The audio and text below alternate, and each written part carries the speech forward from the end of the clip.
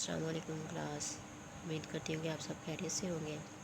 आज के इस लेक्चर में हम चैप्टर नंबर 6 स्टार्ट करने जा रहे हैं, जिसका नाम है ट्रिग्नोमेट्री। अब सबसे पहले इस चैप्टर में हम जो इम्पोर्टेंट डेफिनेशंस दी हुई हैं उसको डिस्कस करेंगे। उसके बाद हम चैप्टर को सॉल्व करेंगे। तो इन डेफिनेशंस के लिए हमारे पास हम इनको पढ़ते हैं। ट्रिग्नोमेट्री अब क्या है? Define trigonometry. ट्रिग्नोमेट्री को हम कैसे डिफ़ाइन करते हैं? Trigonometry is the branch of mathematics that deals with the relationship between the angles and sides of a triangle, especially right angle triangle। अब इसका क्या मतलब है? हमारे पास जो ट्रिग्नोमेट्री है वो मैथमेटिक्स की ब्रांच है जो जिसमें हम ट्राइंगल की साइड्स और उसके एंगल्स के दरमियान जो रिलेशनशिप है उसको हम पढ़ते हैं। स्पेशली ज़्यादातर हम जो राइट एंगल ट्राइंगल है उसके बारे में पढ़ते हैं। अब राइट एंगल ट्राइंगल कौन सी होती है? राइट एंगल ट्राइंगल हमेशा जिसका एंगल 90 डिग्री का बनता है वो हमारे पास क्या होती है? राइट एंगल ट्राइंगल होती है। अब ट्रिग्नोमेट्री क्या है?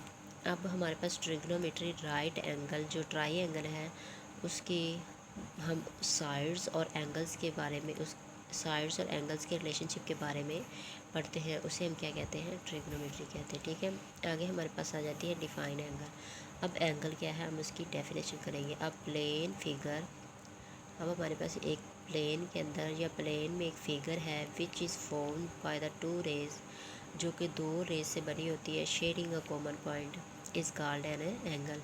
मतलब कि हमारे पास प्लेन के अंदर एक फिगर है जो दो रेज से बनी होती है और वो रेज एक ही पॉइंट से निकलती हैं।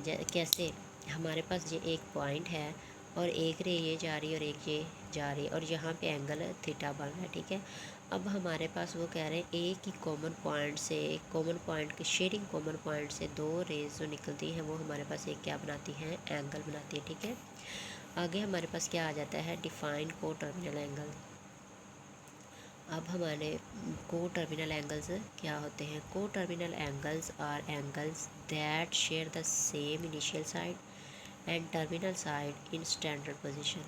मतलब हमारे पास टर्मिनल एंगल्स वो होते हैं जो अपनी इनिशियल साइड और टर्मिनल साइड जिनकी सेम हो और स्टैंडर्ड पोजीशन में, but they may have different measures, but उनकी पैमाइश जो है मुख्तलिफ, मतलब उनको मुख्तलिफ तरीक़ों से मापा जा सके, उसे हम क्या कहते हैं?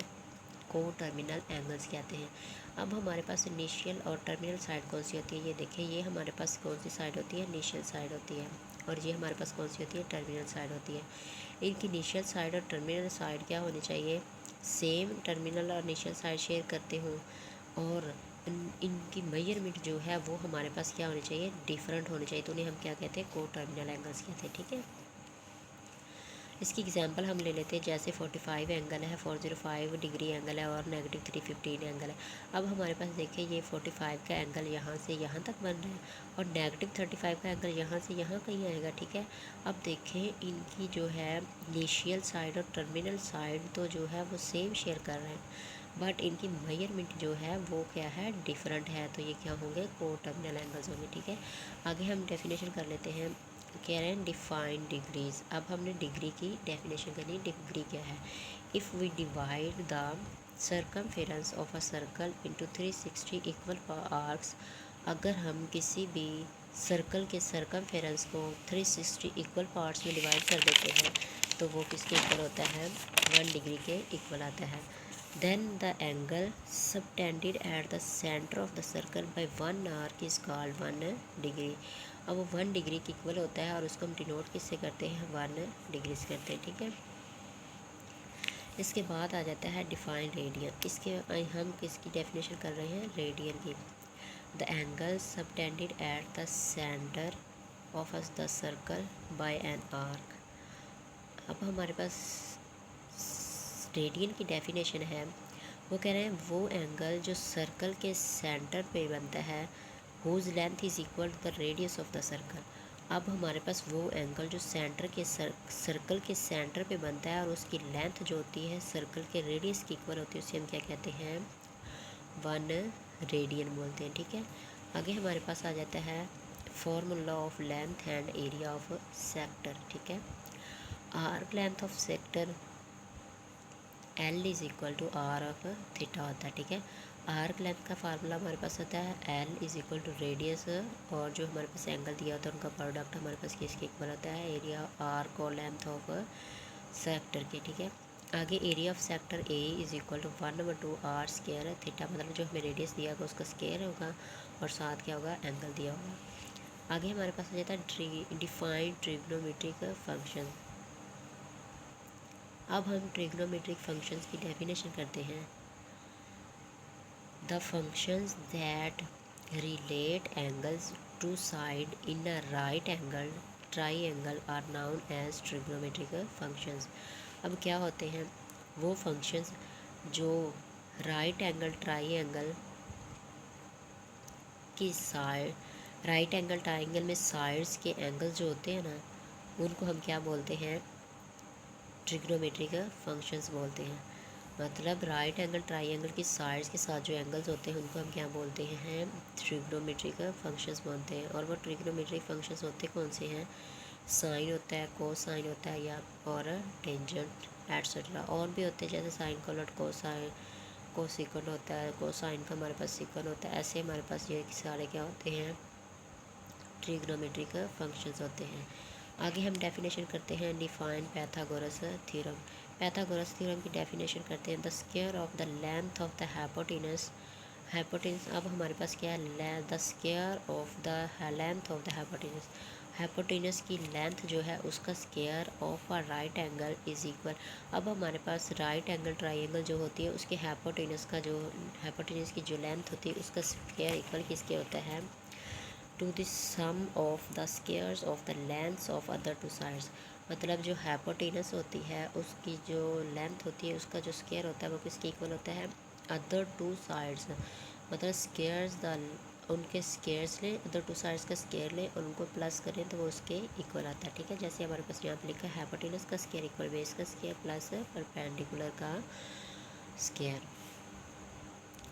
ये हमारे पास क्या आ जाता है, ये हमारे पास होता है पैथागोरस थ्योरम, जिसमें हम हाइपोटेनस का स्क्वायर लेते हैं और वो इक्वल किसके होता है, बेस के स्क्वायर से, और प्लस परपेंडिकुलर स्क्वायर, इन दोनों को प्लस करें तो हमारे पास किसके इक्वल आए, हाइपोटेनस को। तो ये क्या होगा, पैथागोरस थ्योरम होगा, ठीक है। आगे हम ले लेते हैं डिफाइन एंगल ऑफ एलिवेशन। अब हमारे पास एंगल ऑफ एलिवेशन क्या होता है, the angle between the line of site. मतलब हम जिस जिस लाइन पे देख रहे हैं, देखने वाली line, and the horizontal plane, और horizontal plane when looking up at an object. जब हम किसी भी ऑब्जेक्ट को ऊपर वाली तरह ऊपर को देखते हैं, वो वाली लाइन और हॉरिजॉन्टल प्लेन के दरमियान जो हमारे पास एंगल बनता है उसको हम क्या कहते हैं, एलिवेशन एंगल बोलते हैं, ठीक है बच्चों। समझ आई है, नहीं समझ आई तो आप लोग उससे दोबारा डिस्कस कर सकते हैं। आगे हमारे पास आ जाता है डिफाइन एंगल ऑफ डिप्रेशन। अब हमने एंगल ऑफ डिप्रेशन की डेफिनेशन करनी है। एंगल ऑफ डिप्रेशन में उन्होंने क्या हमें बताया हुआ है, एंगल ऑफ डिप्रेशन में हमें उन्होंने बताया था angle between the line of site. मतलब देखने, जहाँ से हम देख रहे होते हैं उस लाइन के दरमियान, एंड द हॉरिजॉन्टल प्लेन, और हॉरिजॉन्टल प्लेन के दरमियान जो एंगल बनता है when looking down at an object. जब हम किसी भी ऑब्जेक्ट को नीचे की तरफ देखते हैं तो हमारे देखने में लाइन का जो और हॉरिजॉन्टल प्लेन के दरमियान जो एंगल बनता है उसको हम क्या कहते हैं, एंगल ऑफ डिप्रेशन बोलते हैं, ठीक है। इसके बाद हम कुछ पढ़ लेते हैं। एंगल ऑफ डिप्रेशन के बाद हम पढ़ते हैं कुछ रेशियोज़ पढ़ लेते हैं, ट्रिग्नोमेट्रिक रेशियोज़ एक्यूट एंगल की, ठीक है।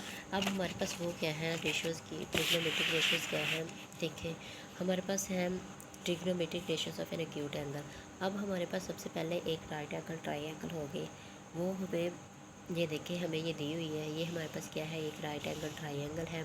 तो हमने पढ़ना है ट्रिग्नोमेट्रिक, ये हमने पढ़ना है trigonometric ratios of an acute angle. Acute angle की ट्रिग्नोमेट्रिक रेशियोज़ को पढ़ते हैं। हमारे पास क्या है, ये हमारे पास क्या होता है, बेस होता है, ये हमारे पास परपेंडिकुलर होता है, ये हाइपोटेनस होता है। हमने देखना है कि जो एंगल हमारे पास ये 90 डिग्री का एंगल होता है, इसलिए हमें इसे क्या बोलते हैं, राइट एंगल ट्राइंगल बोलते हैं, ठीक है। और इसके सामने वाली जो साइड होती है उसको हम हाइपोटेन्यूज बोलते हैं, और जिसके साथ एंगल बन रहा होता है उसको हम क्या बोलते हैं, परपेंडिकुलर। और जो नीचे होती है उसको हम क्या बोलते हैं, बेस बोलते हैं, ठीक है। अब हम इसमें पढ़ते हैं जो हमने ट्रिग्नोमेट्री रेशियोज पढ़ी वो कौन सी है, sine theta, cos theta, tan theta, cosecant theta, secant theta और कॉट थीटा, ठीक है बच्चों। अब हम देखते हैं, हमें ये याद करना होगा क्योंकि ये आगे एक्सरसाइज में भी यूज़ होंगे। तो अब हम देखते हैं साइन थीटा किसके इक्वल है। साइन थीटा हमेशा होता है परपेंडिकुलर ओवर हाइपोटेनस के इक्वल। अब परपेंडिकुलर हमारे पास क्या है, ए है, और हाइपोटेनस हमारे पास क्या है, सी है, ठीक है। अब हम आगे देखते हैं कोस थीटा किसके इक्वल होता है, हमेशा बेस ओवर हाइपोटेनस के इक्वल होता है, ठीक है। बेस हमारे पास बी है और हाइपोटेनस हमारे पास सी है, ठीक है। अब टेन थीटा हमारे पास होता है परपेंडिकुलर ओवर बेस, वो ए ओवर बी के इक्वल आ जाएगी, ठीक है। अब देखें हमारे पास साइन थीटा का उलट हमेशा क्या होता है, कोसिकन थीटा, ठीक है। और ये इसका ए ओवर सी है तो ये सी ओवर ए हो जाएगा, ठीक है।